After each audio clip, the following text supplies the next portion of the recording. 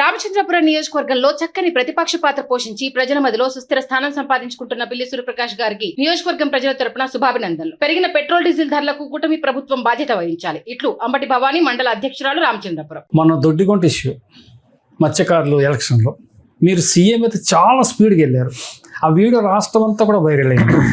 అంటే చట్టం తన పని తాను చేసుకుపోతుంటే మీరు ఆటంకం కల్పించారు అని మేము అనుకోవాలా, లేకపోతే చట్టమే తప్పు చేస్తుంది అనుకోవాలా? అక్కడ జరిగినటువంటి ఇన్సిడెంట్ని మీరు కొద్దిగా లోతుకి వెళ్తే అన్న, అక్కడ ఏదైతే ఫిషర్మెన్ కోఆపరేటివ్ సొసైటీ ఎలక్షన్ ఉందో, మనం నిజం మాట్లాడుకుంటే ఏ పార్టీ అధికారంలో ఉంటే అధికార పార్టీ వాళ్ళకి కొంత అలైన్డ్గా జరుగుతాయి ఫిషర్మెన్ కోఆపరేటివ్ సొసైటీ ఎలక్షన్ అని. జనరల్గా అధికారులు కూడా కొంత కోఆపరేట్ చేస్తారు, జరుగుతుంది. బట్ ఇది ఒక ఎస్సీకి సంబంధించినటువంటి, ప్రత్యేకించి షెడ్యూల్ క్యాస్ట్కి సంబంధించినటువంటి ఫిషర్మెన్ కోఆపరేటివ్ సొసైటీ అది. అందులో అతిగా ఓసీలు అందరం మనం ఇన్వాల్వ్ అయిపోయి వాళ్ళకి ఏకపక్షంగా తీర్పు వచ్చేటటువంటి అవకాశం ఉన్నప్పటికీ కూడా బెదిరించో భయపెట్టో 3 సార్లు ఎలక్షన్ పోస్ట్ పోన్ చేసి ఏమంటున్నా, ఎందుకు పోస్ట్ పోన్ చేయడానికి కారణం, నేను నిన్న రామకృష్ణారెడ్డి గారితో ఇంటర్వ్యూ నిన్న మొన్న నైట్ పోస్ట్ పోన్ ఏం కారణం కాదండి, వాళ్ళే కోర్టుకు వెళ్ళి వాళ్ళే పోస్ట్ పోన్ తెచ్చుకున్నారు, నాకు సంబంధం లేదు. వాళ్ళకి ఒకసారి చూడన్నా డేట్లు చెక్ చేస్తే పెట్టినటువంటి ఎలక్షనే మళ్ళీ అక్కడి నుంచి కోరం లేదనో సమ్ రీజన్తో ఏదో లీగలీ అక్కడ లా అండ్ ఆర్డర్ ఇష్యూ వస్తుందనో మార్చారు. వాళ్ళు కదా గవర్నమెంట్లో ఉన్నది. ఎందుకు ఆఫీసర్ డేట్ మళ్ళీ ఎలక్షన్ మారుస్తాడు పైనుంచి ఒత్తిడి లేకపోతే? ఇందులో సీఏ పాత్ర ఏంటి సార్?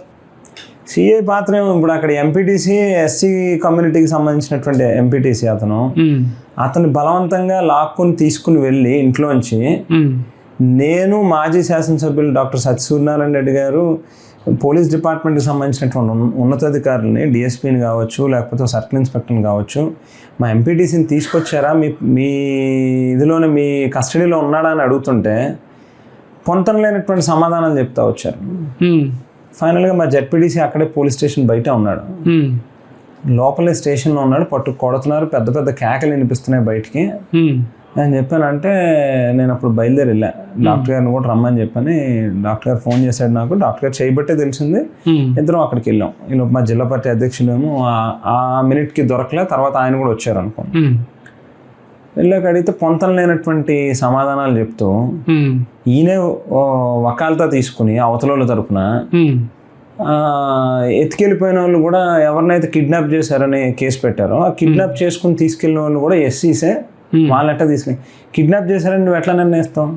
పక్కన రాజమండ్రిలోనేమో ఒక ప్రెస్ మీట్ ఆర్గనైజ్ చేసి వాళ్ళే క్లియర్ కట్గా మేము స్వచ్ఛందంగా మా అంతటి మేము మా పనుల మీద, వ్యక్తిగత పనుల మీద వెళ్ళాము. మేము వయసు రీత్యా కావచ్చు లేకపోతే మా ఆర్థిక రీత్యా కావచ్చు మేము ఫోన్లు అయ్యి వాడము. సో మా ఇంట్లో వాళ్ళకి కొంత కమ్యూనికేషన్ లేదు. డైరెక్ట్ కోర్టులో మెజిస్ట్రేట్ ఎదురుకుండా చెప్పారు వాళ్ళు, రికార్డ్ అయింది, ఆన్ రికార్డ్ ఉంది అది. సో వాళ్ళు స్వచ్ఛందంగా వెళ్ళారని అంటే నువ్వు కిడ్నాప్ అని నువ్వు ఎట్లా డిక్లేర్ చేస్తావు? చేసి తిరిగి మళ్ళీ అందులో దగ్గర 7-8 మందిలో పెంచుకుంటూ వెళ్ళారు. ముద్దాయిల్ని అక్యూజ్ని నెంబర్ పెంచుకుంటూ వెళ్ళారు. అంటే వీళ్ళు ఇంకా కాకి చొక్కా వేసుకునే దాని బదులు డైరెక్ట్గా తెలుగుదేశం పార్టీ పచ్చ చొక్కా వేసేసుకోవచ్చు కదా. ఇంకెందుకు అక్కడ మీరు అంటే వైసీపీలో ఓ రేంజ్లో ఆల్రెడీ ఒక శాసనసభ్యుడిగా పనిచేసినటువంటి వ్యక్తిగా, మీరు ఒక నాయకుడిగా సీఏ మీద ఆ స్టేజ్లో ఆవేశం అవసరమా? ఒక ప్రజాప్రతినిధి కాబట్టి ఆవేశం అవసరమా అంటే కోరుకుని తెచ్చుకోరన్న, అది ఆటోమేటిక్గా వస్తుంది. ఆవేశం మన కార్యకర్తను పట్టుకుని వెళ్ళి కొడుతూ ఎక్కడున్నానని అడిగితే ఎక్కడున్నాడో సమాధానం చెప్పకపోతే, ఇంట్లో ఆడవాళ్ళు వచ్చి అక్కడ మాతో తిరిగిన పాపానికి, పార్టీ జెండా మోసిన పాపానికి మన పోలీసులు తీసుకుని వెళ్ళి కొడతా ఉంటే, మనం ఈ ప్రజాస్వామ్యంలో ఉన్న పోలీసు వాళ్ళు సుప్రీం ఏం కాదే ఈ వ్యవస్థలో. వాళ్ళకేమి అతీతమైన, చట్టానికి అతీతమైన పవర్స్ ఏం వాళ్ళకేమి ఇవ్వలే. రాజ్యాంగానికి లోబడే చట్టానికి పరిధిలోనే వాళ్ళు పనిచేయాల్సినటువంటి అవసరం ఉంది. మీరు ఎక్కడైనా ఏ చట్టంలోనైనా కొట్టచ్చు అని చెప్పాను ఉందా? చూడండి ఒకసారి. పోలీసు వాళ్ళు కొట్టచ్చు అని చెప్పాను ఎక్కడైనా ఉందా? ఎట్లా కొడతాడు ఆయన? కొట్టాడండి వైసీపీ కార్యకర్తను కొట్టాడా? కొట్టాడు, డెఫినెట్గా కొట్టాడు. ఏం అనుమానం ఏముందని అందులో. మరి ఎస్పీ కంప్లైంట్ చేశారు, ఇతను ఇలా మ్యాన్ హ్యాండిల్ చేస్తున్నారు. కింద నుంచి పై దాకా అంతా ఒకటే ఇదన్నా. ఇవన్నీ అదే అనపర్తి నియోజకవర్గంలో మనం మాట్లాడితే ఎన్ని కేసులు ఉన్నాయి మీకు తెలీదా? మీరు అనపర్తి ప్రాంతానికి సంబంధించిన వ్యక్తే, మీ మనస్సాక్షి తెలుసా తెలీదా? ఎన్ని కిడ్నాపులు జరిగినాయి, ఎన్ని ఇళ్ల మీద దాడులు జరిగినాయి, ఎన్ని ఆస్తులు దగ్ధం చేశారు, తగలబెట్టారు, భౌతికంగా దాడులు చేశారు. ఏం జరుగుతా ఉంది? మరి అందరూ కళ్ళుండి కనిపించవు, చెవులుండి వినిపించవు. ఎందుకు? అంతా కూడా అండర్స్టాండింగ్. ఇది మీ హయాంలో రాజానగరం నియోజకవర్గంలో అట్టే అభివృద్ధి జరగలేదు అనే ప్రశ్నకు మీరు ఆన్సర్ చెప్తారు సార్?